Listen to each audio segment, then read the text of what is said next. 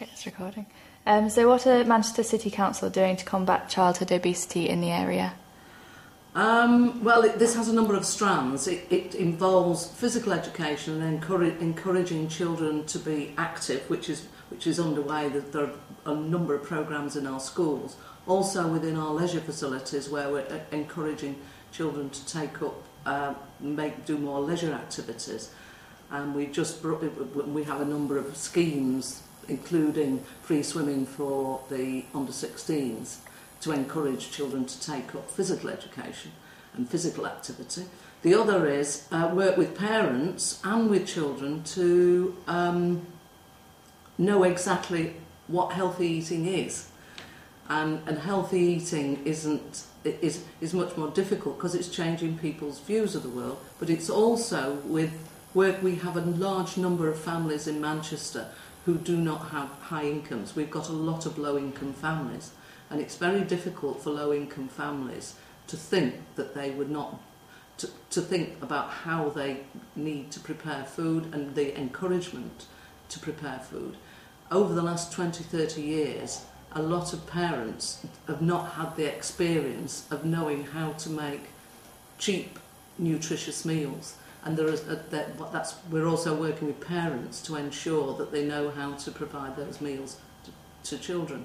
Within schools, most schools encourage, instead of snacks, have banned fattening snacks like crisps and chocolate and all the other things that go with that, and encourage more healthy snack eating, so that snacks aren't banned in one sense, but they're encouraged with fruit and nuts and other such food. But it's also, so I think it's a wraparound policy, explaining why it's important. And we know it's important for children to eat well at school.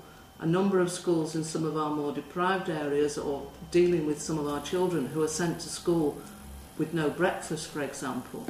Breakfasts are provided at school so that children actually have a good learning experience, let alone being fit for the day. And also there are healthy lunchbox schemes to ensure that what is in the lunchbox is appropriate if they're opting out of school meals.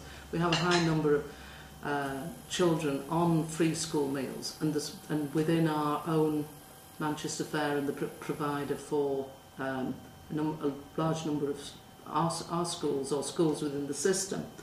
And those are devised on a nutritious basis, and ensuring that they're good nutritious meals. And also enough to be, because if children have been living on pizzas and fish fingers, if they come to school, it's not familiar to suddenly find green vegetables on their plate. And there has to be a learning process as well at school to understand that this is a better way forward for them. But it's also, like everything else to do with obesity, there is no magic solution. It is eat less and do more. Mm-hmm. And that's the basic message. And children should be, I think, encouraged, and particularly by their parents, to play more and to safe play. And we have a number of our leisure facilities are geared up to ensuring that there are safe play areas all over the city, and to ensure that there's exciting play, because children won't play if it's boring. If it's exciting, if it's interesting, and to encourage more of them to use our leisure facilities. So it's a holistic approach that we've had, because Manchester has a very poor health record, and it's important not just for the levels of obesity, but to ensure that our people are living as long as the people down in the south of England.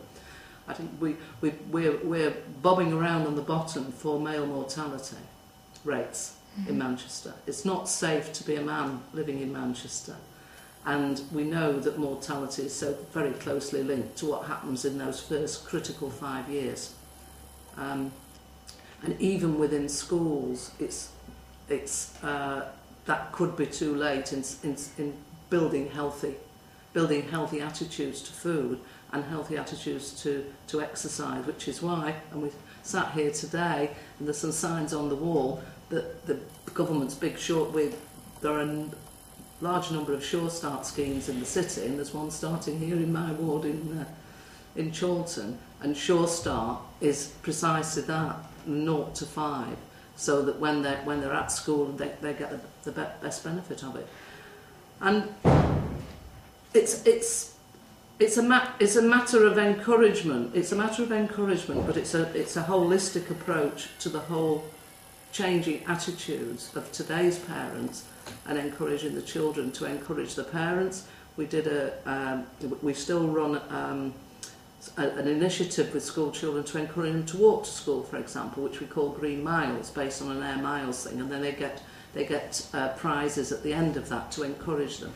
And there's nothing like pester power to encourage the parents. I think parents have a very difficult job because they are working, they have very busy lives, they're possibly working further afield from where they used to work, they're not walking to work themselves. So it's very difficult juggling all this, but in the end it will be a major benefit. And my own particular one, but no one's ever told me whether it's wrong or not, but occasionally it comes round in circles. I believe that breastfeeding children for 6 months is the best possible start you can ever give to a child. But then you've got to have a healthy mother doing that as well. Mm-hmm. And I think wherever you sit in this cycle of, encouraging children, you've got to start with a lot of basic building blocks. And I know that the local primary care trust has been encouraging breastfeeding, and one of the most important things that we found is that in the areas of highest deprivation, mothers don't breastfeed. That's the lowest level. It seems to be the more affluent older woman who would do that, rather than in some of the areas where actually it would probably provide the most intensive benefit to children to do that. And I'm just going to